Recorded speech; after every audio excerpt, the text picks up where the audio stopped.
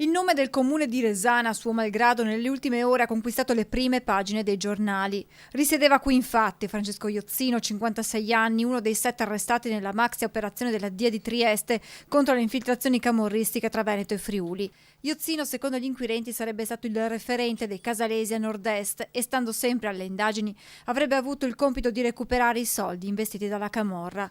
Qui a Resana l'uomo di origini napoletane si era trasferito da qualche anno dalla Castellana, abitava nella frazione di San Marco ai confini con Castelfranco. Personalmente non lo conoscevo e ho provato a sentire qualche vicino di casa se per caso lo vedevano. Era una persona che effettivamente da pochi anni abitava a Resana e che si vedeva poco in giro. Per sindaco e cittadini di Resana, vedere il nome del proprio comune comparire in un'operazione contro la camorra è stato difficile da digerire.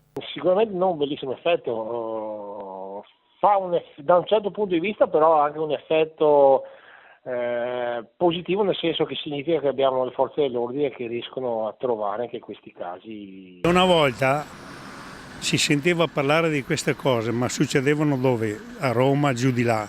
E qui è un po' la gente, adesso che tocca il nostro territorio, la gente comincia a parlarne. E allora speriamo che sia una cosa che finisca presto, perché Comunque purtroppo non è una novità. Preoccupa? Sì. I cittadini sperano che si tratti di un caso isolato e in tal senso il sindaco rassicura: a Resana si può star tranquilli. Sicuramente è isolato a Resana, nel senso, ripeto, aveva la residenza a Resana, non penso non abbia mai frequentato nessuno di Resana, mi pare che i propri luoghi di interesse, il luogo d'affari era in ben altri posti rispetto a Resana.